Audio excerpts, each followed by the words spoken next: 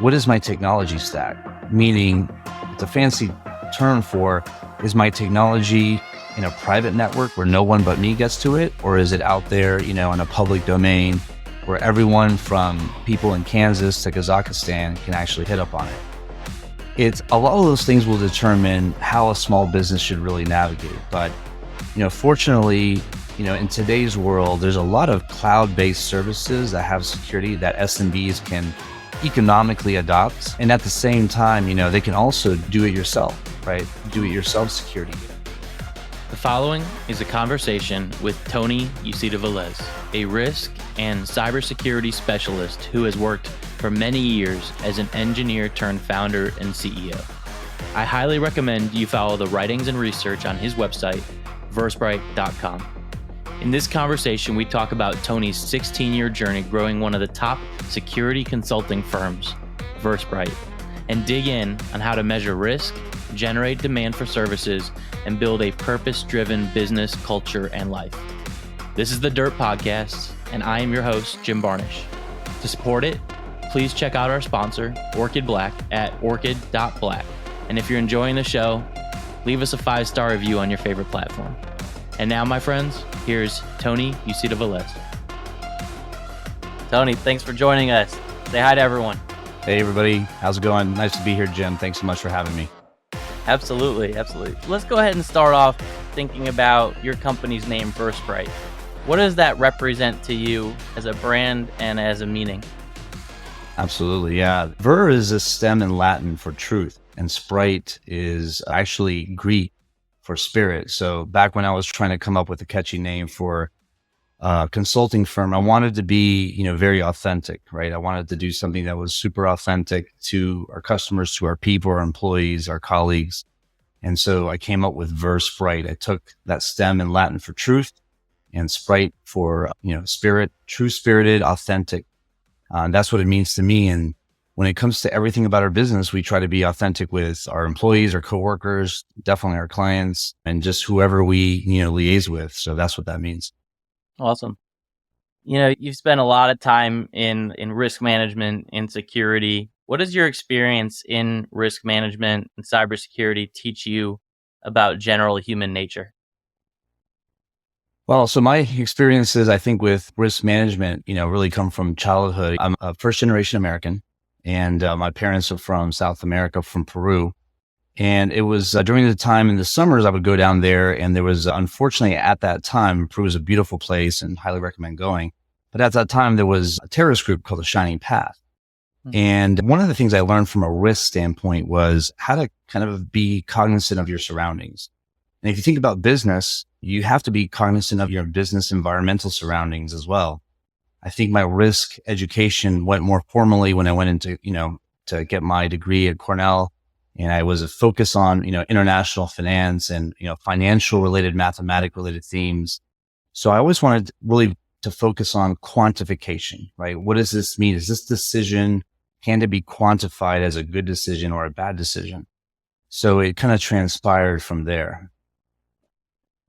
Yeah. And obviously a lot to unpack there in terms of human nature, general, things that could scare the hell out of somebody, but also just, general themes of making sure to be thoughtful about the way that you secure yourself, your business. Any other themes that pop out when you think about, your experience there and some of the problems you guys are solving for? Yeah, absolutely. I mean, within, the space of cybersecurity, risk is a big word. In fact, playfully, there's a lot of risk religion debates, believe it or not, in terms of what is risky, and at the end of the day, we have this notion that we say oftentimes is that risk is relative, right? I always compare it to, where two individuals live. One person might live in one part of the country where their risk tolerance is a little bit higher versus somewhere else. But going back to what we do in cybersecurity, it's really about helping enterprises and companies to understand their overall risk as it relates to their footprint of technology, their products, their information.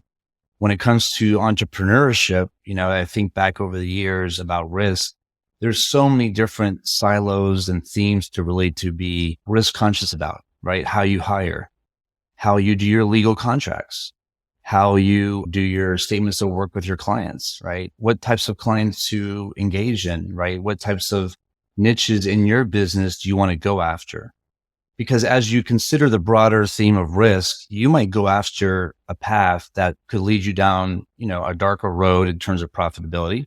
Maybe it's more time, more overhead, more costs, and then you don't really see the margins you need. So risk is, I think, agnostic to any, one industry. And for us, it's very much a key factor. In fact, one of the early slogans for VerSprite was navigate beyond risk. And what we were trying to talk to our customers about is that you oftentimes are going to make decisions in cybersecurity that are based upon fear or compliance or regulation or some sort of doubt. And that's not really this very strategic, right? You don't want to let decisions be driven by fear. You want it to be more tactical. You want to be in control. You want to be able to set what your plan is. And so, interestingly enough, with that question, one of our early slogans was navigate beyond risk. You mentioned fear, which obviously is an important topic when you're talking about security, but what role has fear mongering played into your company's risk management service? Well, from a personal note, every time I hear the word fear, I don't like to use the word hate or detest too much, but I have a very strong dislike for that word fear, not because, it's something that, is an Achilles heel, for me or the organization, but I think it's really something that can really undermine the confidence of an entrepreneur going forward. Going back to the nugget of what we do in cybersecurity as an example, a lot of customers, if you think about cybersecurity today, you open up the news, you open up your iPhone, your Android, you see a lot of people getting hacked, right? So companies are thinking, am I next? And that's a good, reasonable consideration, but you can really let that fear, right, to be lead into maybe bad investments, maybe over expenditures in CapEx, right? Buying all what I call Noah's Ark security. Many organizations, large enterprises, buy two of everything. They'll go into a virtual store, if I may, and kind of talk about this kind of fictitious example and say, I'll take two of everything, right? Because I don't want to get hacked. And we've helped with a lot of customers that from a corporate standpoint have been hacked and they've needed help. And it's a horrible moment, right? To say, what happened? Who did it? Are they still here? What information did they take? So fear is very much, unfortunately, a major factor in what we do in cybersecurity.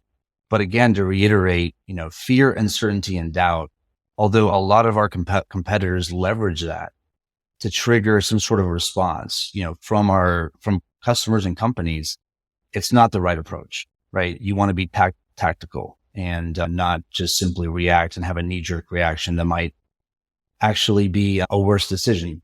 I'll end with this. So about 15 years ago, there was this kind of a depiction that if you got hacked, just unplug everything, right? Unplug everything from the outlets, take all the Cat5 network cables out, and you're okay. At least you've stopped everything. But this is an example where fear triggers a bad response because you want to be able to, once you start to unplug things, you lose forensic evidence, right? You lose to see what actually happened so I can know what not to do next time. So this is just an example where how fear in my particular industry can be very much a bad thing. Yeah, I mean, this concept of evolved security consulting, which I see, all over some of your materials, really hits home with the way that you talk about security. Right. Absolutely. So, yeah. What does that mean? What does that evolved security consulting theme mean to you? Yeah, I mean, so it kind of follows, it's like a part two of Navigate Beyond Risk that I remember the first, website that was done for the company. I actually did it myself, which was, embarrassing, but there was this like I did old the same thing.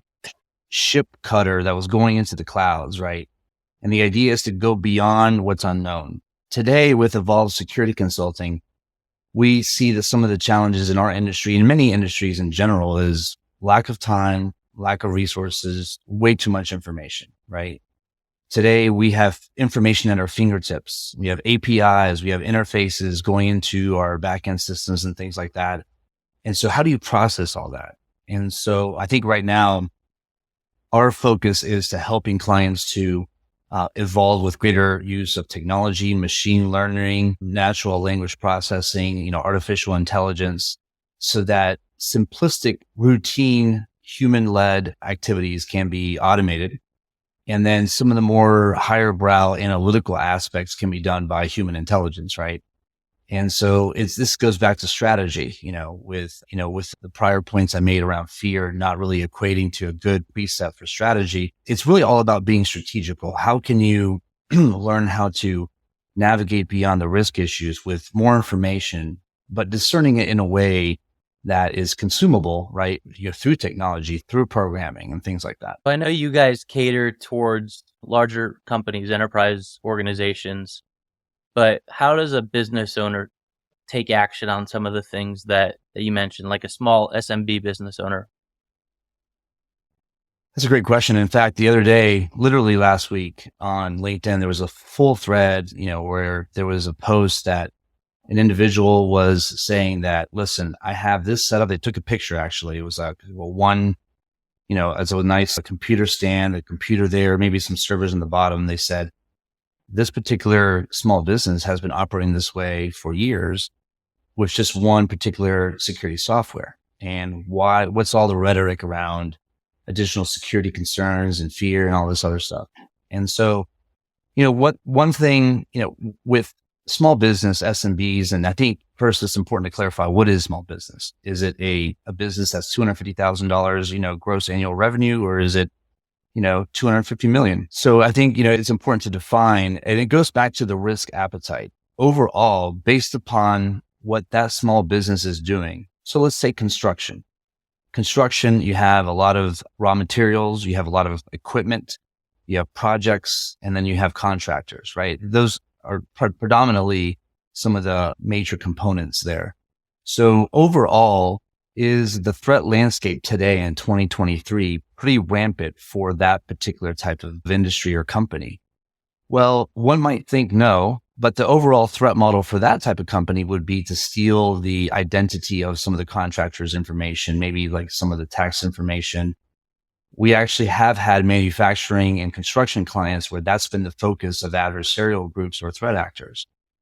So to answer that question for SMBs, it really comes down to understanding what is the risk appetite of that company, and kind of having a self-reflective analysis of like, wait, what data am I using day to day? Is it regulated? Do I need to protect it? What is my technology stack? Meaning, it's a fancy term for, is my technology in a private network where no one but me gets to it? Or is it out there, in a public domain where everyone from people in Kansas to Kazakhstan can actually hit up on it? It's a lot of those things will determine how a small business should really navigate. But, fortunately, in today's world, there's a lot of cloud-based services that have security that SMBs can economically adopt. And at the same time, they can also do it yourself, right? Do it yourself security if they have that time and luxury. But yeah, those would be my thoughts there around small business. Yeah. So how do you connect that back to the days when you built your first website?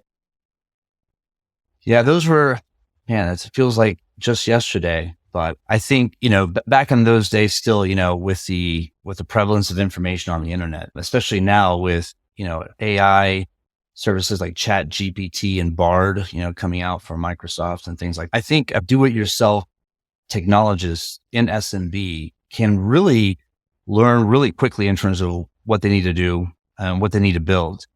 But if I think back, even back then, I've always been, I guess, a very risk averse person, because I wanted to make sure that if I'm building a cybersecurity company, obviously I have to eat my own dog food, right? I can't go out there and put out a website and then basically carry a personal profile where I get doxxed and might be vulnerable for impersonation or other types of things. It could still happen. The important thing, I think, is to not poke the bear. And the bear in this example is cyber threat actors. There's a lot of individuals and hacker syndicates or groups. And then you also have nation states and governments that are very interested in all of our information, and they can leverage our information for a lot of different means. And you might be thinking, well, what are they going to do with my information? Like, I'm not anyone of big notoriety. I'm not an actor or actress or, a government official or someone of financial influence.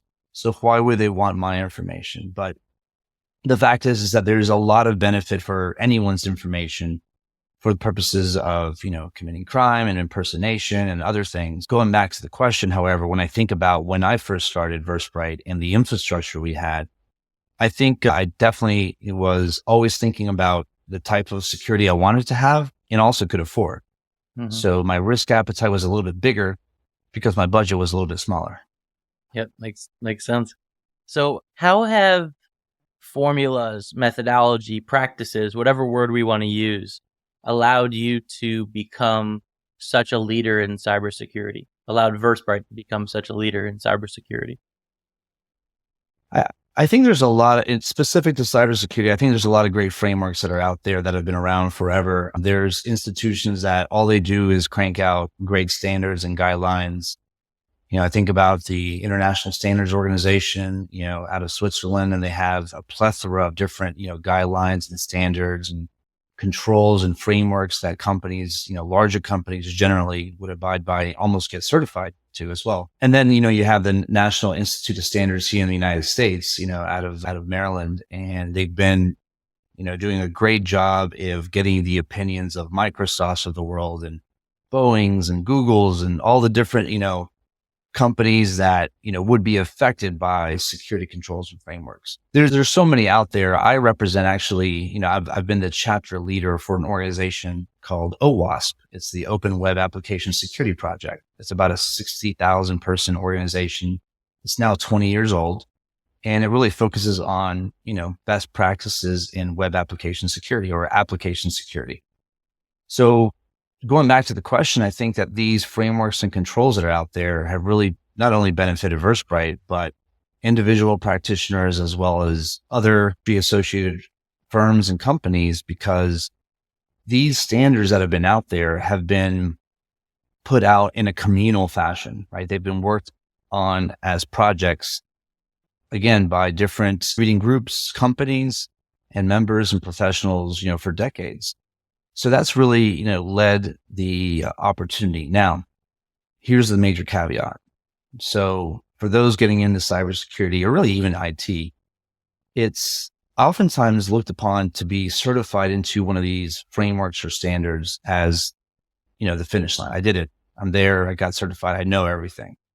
And it's a false sense of security, no pun intended, for that individual or company that gets certified against some of these standards, because they look at it as the finish line. And the simple question you have to ask yourself is, do you think the criminals or the cyber criminals, the nation states out there, like North Korea, do you think they care about your standards? Do you think they care about that you are ISO 27001 certified or, Six Sigma Green or ITIL certified, or, the list goes on, PCI DSS certified, a bunch of alphabet soup. And the reality is that they don't. What they'll do is they'll navigate, between the blocks, right? They'll navigate between the tackles of what they find as defensive measures that you've done individually or as a company. And they'll try to basically go between the hedges. So there's a major, I would say, fail in those in cybersecurity that look at these standards as the finish line. I did it. I got the certification. I'm there. I'm all knowing. And one of the reasons I've transitioned into security from IT was the fact that, security will always humble you every single day. You have now Web3 technologies, you have the blockchain, you have smart contracts, you have, the point is that you have evolutionary technologies that do need the help of security practitioners to first understand, how does this work? And two, how to realistically make security recommendations that doesn't jeopardize function, but can reduce my overall risk concern, as a company. So when you look at this 16-year journey that you've been on with VerSprite, obviously risk, security have been center to the entire thing. What other themes pop up when you think back to some of the evolution, right? Like let's flash back to, let's say, a couple million in revenue maybe, right? What are some key themes that connect where you were then to where you are today? I still remember, the concern of like, how do I scale? How do I scale? We're a consulting firm, so people driven business. And, first consultant was, you're looking at them. So I can't clone myself like Mr. Anderson in the Matrix. So how do I scale to a point where the work that we do is repeatable and, so that we can go ahead and grow as a company? So scaling is, I would say in the early years, a major concern that really fed a lot of risk concerns, And then the other one I think was branding and reputation. So, when you're first starting a business, you care about cash flow. I think about Mr. Wonderful every time he talks about it on Shark Tank, cash flow. And cash flow is super important. It depends on what your mantra is around building a business. I mean, there's a lot of people that, aren't really averse to debt, aren't averse to building up an idea, a product, and, shaving off some of that equity for someone else. In my case, I took more of a traditional approach. I was more averse to debt, wanted more control. So wasn't really willing to be able to part ways with equity to maybe a private investor. So for me, cash flow was the focus. So in the early years, VerSprite focused on subbing, right? Subcontracting to bigger fish out there, bigger technology firms, Symantec and McAfee. And all of these firms had professional service groups and they outsource, and they still do. Some of the bigger firms, they outsource a lot of the work.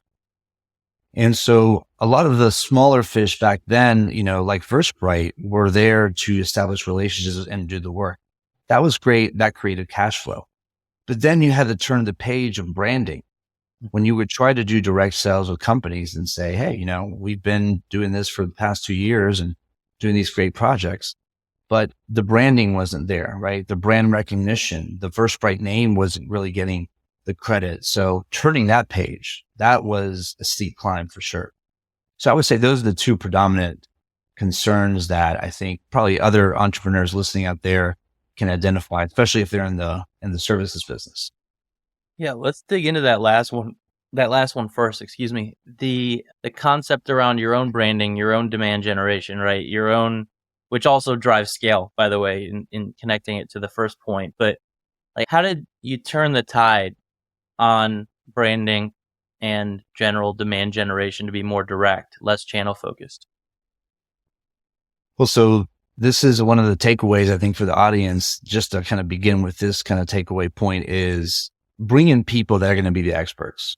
So with that being said, I'll kind of regress into what actually happened. So me being very financially focused, I'm very much a hands-on cybersecurity operations person, right? I like to be in the weeds in terms of, engineering details, programming languages and things like that. I had an artistic, mindset when it comes to building the imagery of the website. But when it comes to branding and more marketing centric things, I needed help. So I would say, in the first couple of years, I began to, obviously network with the right people, and they brought me a great individual who really kind of lit the stove. I wouldn't say turn the corner. They lit the stove on that branding and marketing that we needed. At the end of the day, then in 2007, 2009, those years, it was still content. Content was king, right? The content, distribution mechanisms were probably a little bit different, less mature than they are today. Today you have, different options with TikTok and webcasts and podcasts and all sorts of things. But content still was underdeveloped by VerSprite then. So, I think one of the things that, I did wrong as an entrepreneur was I didn't really give it as much credence. And I finally was talking to a colleague in the industry who really said, you really need to focus on this. And I took the advice, and it was basically hockey stick change in terms of awareness, getting some level of reach outs, visibility. Even though the company grew with just personal relationships, now those relationships could actually point to something and say, hey, you know what? This is a company that's making some noise here with some articles or making some noise with some publications online and things like that. And that's super important for them to be able to have that instance that they pick the right partner. So are you still getting the majority of your business through some of those initial channels, or is it all direct? How does that mix play out today? Yeah. So fortunately, we do everything direct. So we are no longer, I think, the indirect or subbing life that we had as a young company then, that we started to, do the whole road shows and setting up a booth right next to those, what we would call them the primes, right? They were the bigger fish. But it wasn't the conferences that really got us, out of their shadows. It was more of the branding, the content build out, a combination of also networking, right? Networking so pivotal, especially in any relationship business. You have to be able to constantly network. And it's a fine balance, right? Because I consider myself mostly like an engineer. And the kind of the psyche of the engineer is to be able to live within their technology layer and build stuff and then have that technology speak for itself. But it's important to be able to be a thought leader, to be able to produce content. And when I say content, it's online content, it's service sheets, it's, direct email marketing that's, tasteful and tactical for your customers. It's informative, it's educational. So the page that we turned was not having to be a sub. Now, in terms of business today, we, get still the majority of our business through relationships that really stem from really strong networking that we did early on, and I would say for the past, since the whole inception of the company, networking, trade shows, local events, things like was important in order to build those relationships in the local community and then fan out and do the same thing in New York and San Francisco and Austin, Phoenix and other places, even globally abroad. So. Now, some of you listening in may be like, wait a minute, Jim, we talked about on a bunch of episodes how important channel partners are for scale, right?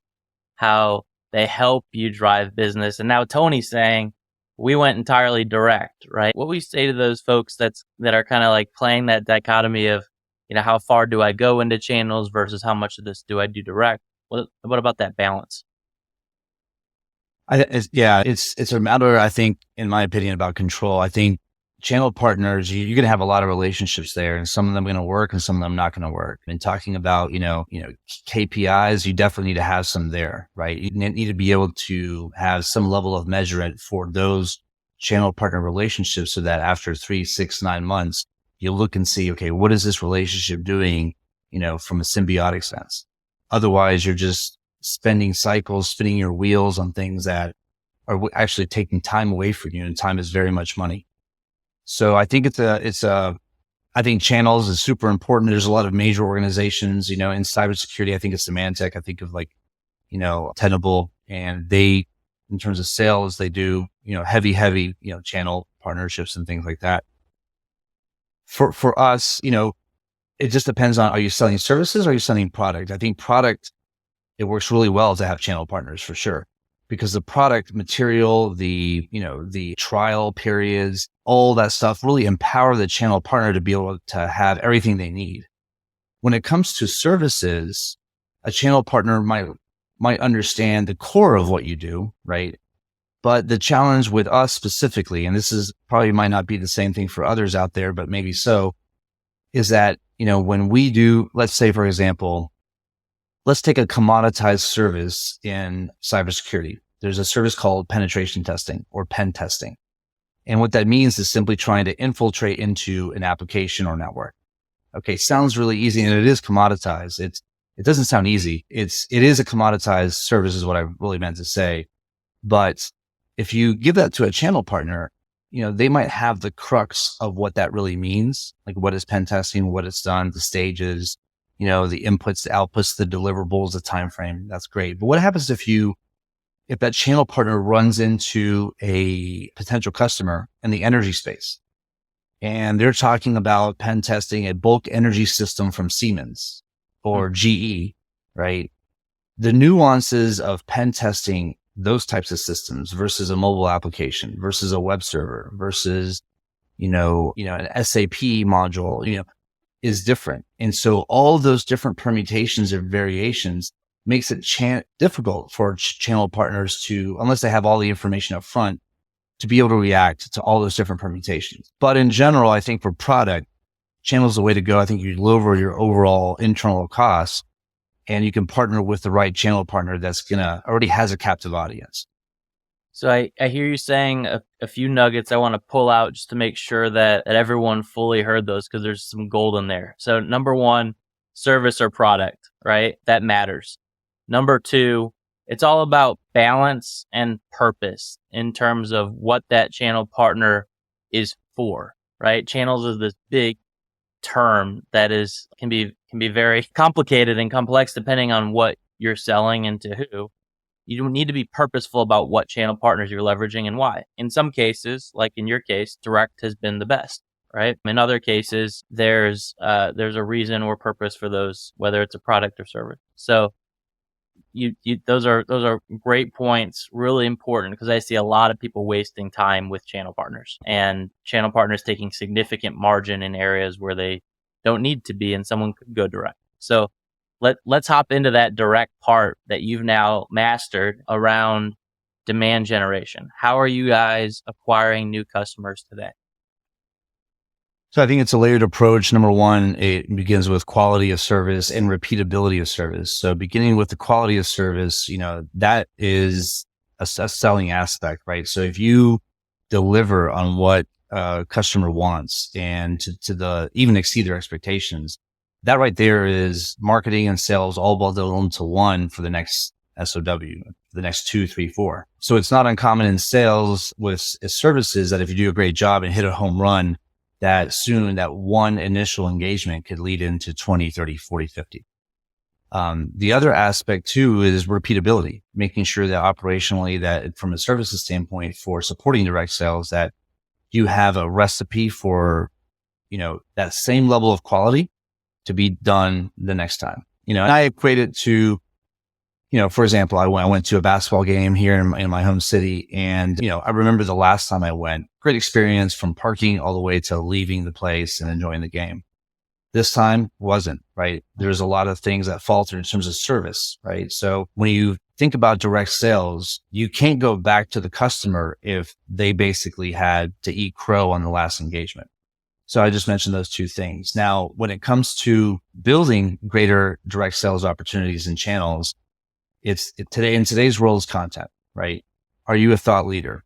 And it's easy to be able to develop content that the industry is saying are hot topics. So in cybersecurity industry, the canvas of hot topics is, let's say, compliance with, there's a new thing that's happening with, CMMC. So if you want to do business with the government, you have to be a certified CMMC, vendor. So a lot of people are jumping on to say, how do I get that so I can get federal dollars, as an example?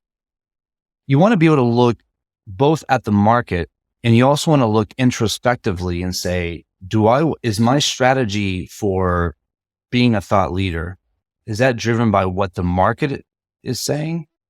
Is that driven by what I'm saying? And the answer is it should be a combination of both, right? Because market could indicate market demand. And are you in a position to take advantage of that market demand based upon some core skill sets? So with direct sales, if you produce the right content and it has the right niche and distinguishing qualities, you're going to facilitate direct sales, and your sales cycle will actually go down because you've already preemptively solidified your expertise in the area, right? And then that's going to basically spread like wildfires. So that it'll allow the pre-awareness stages in sales to really be catalyzed, right? They kind of know that you're the expert in something. They know your company's the expert in something. So it's going to really help to garnish direct sales more easily. The other thing, too, with content, I picked this up actually from Google. I think it was Google that had this acronym called EAT, and we use this a lot at VerSprite, almost on a daily basis. Are you eating in the sense where EAT stands for, are you an expert? Are you authoritative in what you're talking about? And does your customers or does your customer base trust you? If you have those conditions, right, that is really the fuel for great direct sales. So, but it's about developing content. A lot of times companies are developing content and say, oh, we got content out, but the content quality is not very good. So you're actually wasting marketing dollars, whether it be internal or external. And if you're not really hitting your target market. So, for us, in our cybersecurity industry, we do a lot of more what we call white glove service, right? We're not the Dollar General store, right? Nothing wrong with Dollar General. And I'm not to make that pejorative or anything. I go to Dollar General just to kind of retract there. But the point is that there's economical solutions in any type of business model. And then there's like high-end luxury. And, what we try to be in is a space where, although there's really no high-end luxury in cybersecurity consulting, is to be able to take the time to find out that you truly have an issue, right? And so going back to the risk conversation we had earlier, Jim, we, as a cybersecurity firm, we want to qualify the risk issues that we put on paper, and we want to quantify it for you. So we want to qualify, this is a threat because of these observable patterns, A, B, C. This will cost you this amount of pain because of what we've understood of your business, your product, the reputations or regulations of DEF, right? And so going back to direct sales, you got to learn how to eat. Make sure your people know how to eat. They want to learn how to eat and be an expert and authoritative and a trust figure within the industry to really garnish that direct sales. I got to tell you, man, you're making me pretty hungry between your EAT acronym and your pasta acronym. And I don't know. You're a man who must love cuisine. Oh, I love food, man. I love food. I love to eat. I love good food. And, I think it's an artistic activity for sure. But yeah, I think it's definitely, all my analogies internally, I think anyone within VerSprite will laugh. I use a lot of food analogies for sure. One thing that we talked about when we first met was connecting all these things that you're talking about, all these pains, all these gains, whether it's around marketing or it's around culture or anything within the business, connecting this to kind of a bigger purpose, right? Connecting what you do in business and life to a bigger purpose. I'm just talking a little bit about what that means to you, what that means to VerSprite, and how that fits into this greater kingdom, if you will. Absolutely. Yeah. So VerSprite really, the name VerSprite again, it's more of it's also a hidden message. We, from a business standpoint, we wanted to be true spirited, authentic to our customers in cybersecurity, give them the truth, qualify risk, quantify risk. From a business standpoint, in terms of as an entrepreneur and, overall, role and purpose on this planet, what are we doing? What do we wake up just, for the dollar bill? Do we wake up just for that extra check, that ACH deposit from, XYZ corporation? It becomes repetitive, right? I think, the daily aspirations to be able to make a difference is and reconcile that difference to what is the difference that I feel individually as a human? Or is it the difference that comes from a more of a divine architecture, which there's, I have little, hiding about it. I basically, am a devout Catholic and at the same time a sinner, right? And I think it's important as an entrepreneur, you look to understand what is motivating you from a bigger picture, right? But beyond making it into 10, 50, 100, 250 million in gross revenue where your EBITDA is 20%. Great. What now, right? Are you making a difference in people's lives? Are you making an impact for maybe some level of awakening, right? And everyone, I think, when it comes to employees, I think it starts there. Just like, they say that, service or faith begins at home. We can talk a lot of good stuff outwardly and on the street corners and things like that, but we have to be able to build, right, that kingdom within our own respective circles, personal life, family, and then, we always talk about VerSprite as a family. So when we bring someone in, now we have their good, their bad, and their ugly, right? Just like in a family. And so it's important for us to be able to motivate, push, encourage in a positive way that still establishes accountability, but also maybe, depending on, where the employee's at, to be able to introduce the notion of what are we here for? So as a business model, we want to be able to make sure that our business footprint after, 100, 200 years, that those that have partaken in the VerSprite journey, whether they be clients, whether they be employees or partners, got a sense of some level of authenticity. We want to reconcile with, a purpose-driven life of giving, of trying to be, altruistic with and judicious. I have, all of these things that I'm saying, by the way, are not really coming from me as a human. They're inspired by, divine text, by reflection. And there's really a lot to unpack there, because reflection can be looking at, the gift of creation, reconciling that is a gift. We have things that others do not today versus maybe tomorrow. And also reflecting that maybe you as an entrepreneur, you have a gift. You're behind the wheel of the bus that many people don't have that luxury to be behind. Why you? Why do you have that opportunity and no one else? Right. So once we have that opportunity, then we have to ask ourselves, what are we commissioned to do with that opportunity? Are we going to look just simply for the next car, maybe a better lifestyle?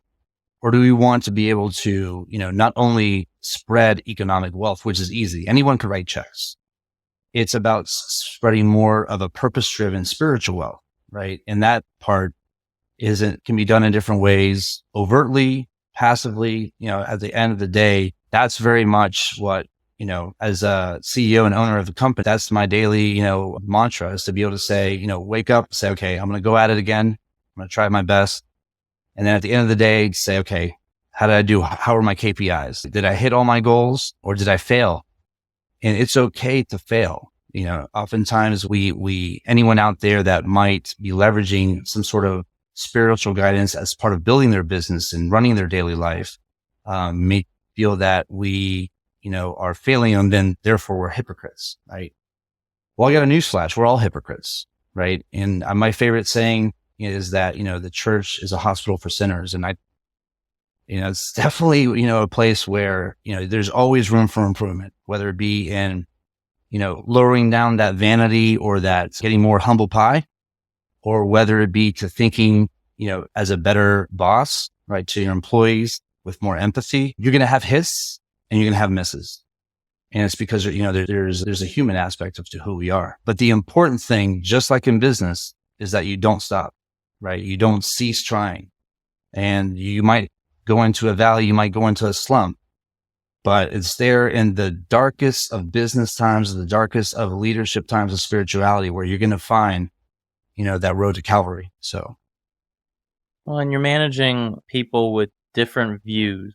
The goal is that it's all under the same vision, right? And the goal is that whatever it is that you believe in is informing how you drive purpose into both the business you work for or the business you own and your life and the way you run it. How does your faith inform how you lead and how you drive that same vision to people with different views? Yeah. I mean, in cybersecurity, if you look at all the depictions in Hollywood of the hacker, right? They're wearing the hoodie, they got the tatted up neck tattoos and things like that. There's a personification there's this representation that it's very much a dark industry and things like that. And oftentimes, there's, that could be the case, for sure. But like with any industry, there's all walks of life in there. And to your point, it makes it difficult to take one absolute type of truth, right? And to be able to say to, 20, 50, 60, 100 people, hey, this is the way, right?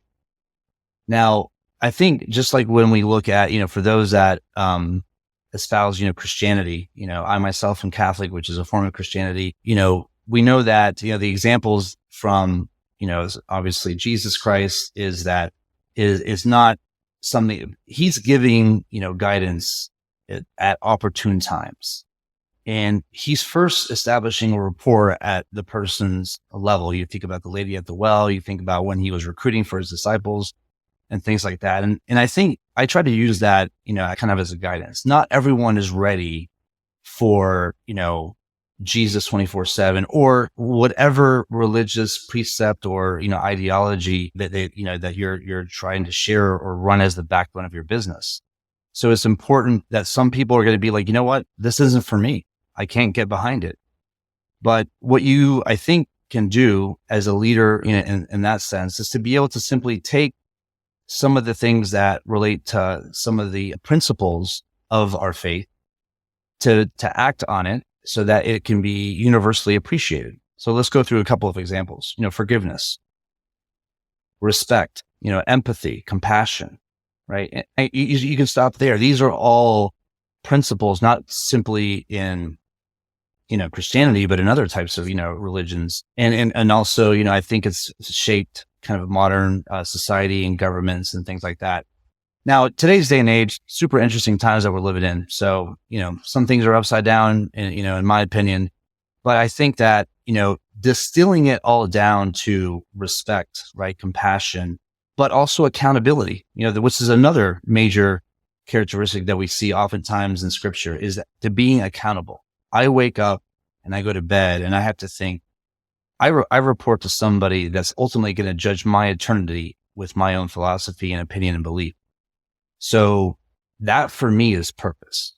The VerSprite will come and go and all the computers and all the clients and everything will go away. So at the end of the day, what is your purpose? Now you can have that reflected to your employees on how you act. And so there's no better way to show the power of your faith, by which simply how you conduct your daily life, how your employees see you act with customers, how they see you act with coworkers, how you see you act, when you go to conferences and things like that. So it's definitely, it's not a mountaintop that you just stay there forever. You're going to have avalanches. It's going to be, they say that the road to heaven is uphill and narrow and filled with mudslides, and the road to hell is paved with gold and everything that's easy. Yeah. So I think in general, some of the best things in this life really require a lot of hard work. And going back to entrepreneurship, if you know what it takes to build a business, whether it be a $10,000 a year business or a $10 million a year, it takes a lot of hard work. And anything that is typically good in life takes a lot of sacrifice and hard work. Amen to that. All right. So as we start to close out the show, we're going to transition into what we call our Founder 5, which is 5 quick hit questions about your growth. So the first one is, what is the number one metric or KPI that you are relentlessly focused on? I'd say the number one metric and the KPI would be retention. Retention of our customers. I've been kind of enamored with that metric, over time, because with a customer that you keep, you can grow exponentially, right? You gain their trust. You gain the trust of not just one person, but 5, 10 people within that organization. Especially nowadays, you have a lot of turnover. We see the news of layoffs happening. So you might have landed at an account, but next thing you know, all the people that you contacted with that got you in there are now gone, right? Yep. So you have to be able to cultivate that relationship. And that is going back to feeding that metric of retention. So retention rate, I would say is my metric that's always top of mind. I still think I remember your retention rate from our first convo, which is 92%. Am I right? Yeah, our retention rate is super strong. And it goes back to just, a big desire to cultivate good relationships, being authentic to our customers, and just trying to be empathetic to their needs. And, sometimes it's met with reciprocity and sometimes it's not. But at the end of the day, we're trying to treat them as much as we would like to be treated from a business sense. So that's incredible from a services firm perspective in particular. So that's awesome. All right. So second one is top tip for growth stage founders like yourself. Network. So whether you're in product or in services, I say network. It's so important to network. When it comes to product, you want to network with you're in a growth stage. Let's say you're trying to go from, 10 to 30, right? 10 to 30 million. You're going to need, some help in order to do that. And not all of that help is going to be, paid for help in terms of external agencies that you have to pay for. There's a lot of wealth of information simply in going into broadening your network, talking to other experts in the field that are in, taxes, right? That are in, marketing, that are in PR, and being able to understand first and recognize what are you missing is going to really allow you to basically develop a playbook for who do you need to network with? Who do you need to rub elbows with more so that you can, get to the next level? No one gets to any pinnacle in life, alone. Definitely, I didn't do everything that VerSprite has achieved by myself. That's far-fetched, notion that, that's incorrect. It's been collaborative. It's been a team process, and anyone that's come through VerSprite is still here today or has gone. That's definitely contributed to the success that we've had. But, in onboarding those individuals, it's been about networking, right? Finding great team members, networking. So I would say, if you think that you're networking right, take it up 10 notch. You always have levels to break in through when it comes to networking. Yeah, that's great. All right. The favorite book or podcast of yours that's helped you to grow as a founder?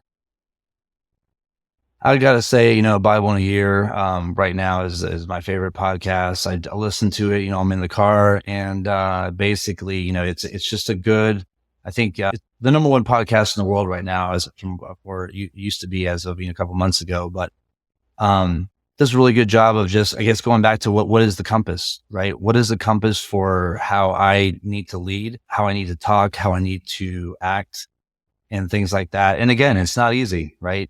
We need the closer you are to the top, the more forces are going to want you to fail. And those forces can be, friends, colleagues, and it could be anybody, right? So you need to be able to step judiciously with how you're acting and how you're conducting your affairs and business and things like that. And I think there's a lot of golden, things in the Bible that are reflected in this podcast, right? Father Mike does a phenomenal job that I think the Bible is such a complex book.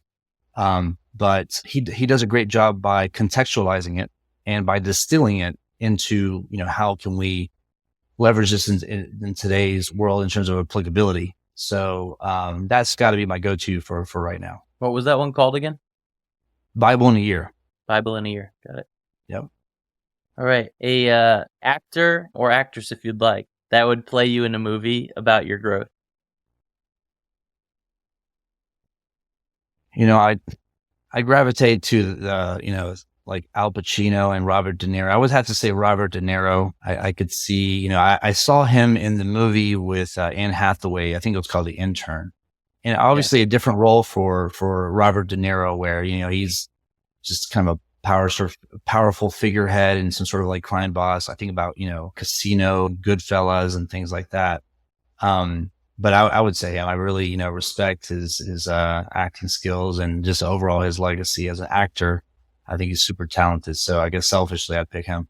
Classic. No, that's great. That's great. All right. Lastly, what is going to be the title of your autobiography when you've achieved all you set out to?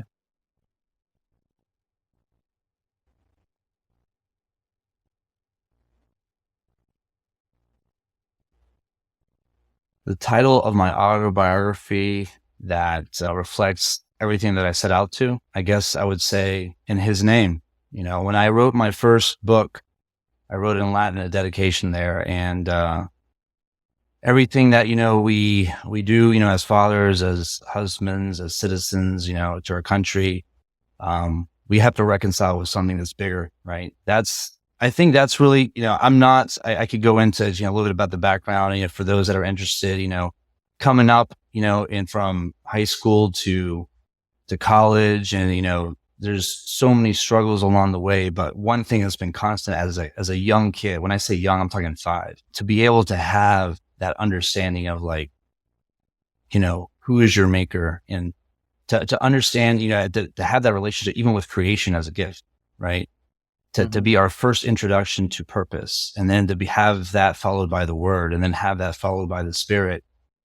That really shapes, all the vision, right? The strength that is needed to be an entrepreneur. So I think if I were to have an autobiography, it would probably be that, In His Name. That's good. Those are all terrific ones. Well, you've given a ton to our listeners today, Tony. So, time for a little bit of self-promotion as we close out. How can those listening help you out? Well, if there's anyone out there that is in need of cybersecurity services or knows of maybe in their workforce, again, we as a global cybersecurity firm, we do business, everywhere from Western Europe, Eastern Europe. We have employees in, I think now, like 15 different countries, which is awesome. But overall, the challenges of cybersecurity are growing, and they're especially challenging for large multinational companies. So if you happen to work for one, if you happen to know of leaders that are making those decisions, we'd love for you to be able to share VerSprite as a name in the hat in their decisions for cybersecurity partners. Awesome. And what's the best way for folks to get in contact with you? They can definitely follow me on Twitter. I go by T0NYUV. I think there's a rapper named Tony UV that's out. There's an amateur rapper, so not to get that confused. And then the other one is through LinkedIn. You can find me there through Tony UV as well. But those are the two best places. Awesome. Thanks so much for joining today, Tony, and good luck on the rest of your dirt. Appreciate it, man. Thanks to you, Jim, and appreciate the opportunity for all the audience that listened in. Take care. Take care. If you loved today's episode of The Dirt, make sure you rate it on your favorite platform. And if you really liked us, go ahead and leave us an honest review. Thanks again for tuning in to The Dirt.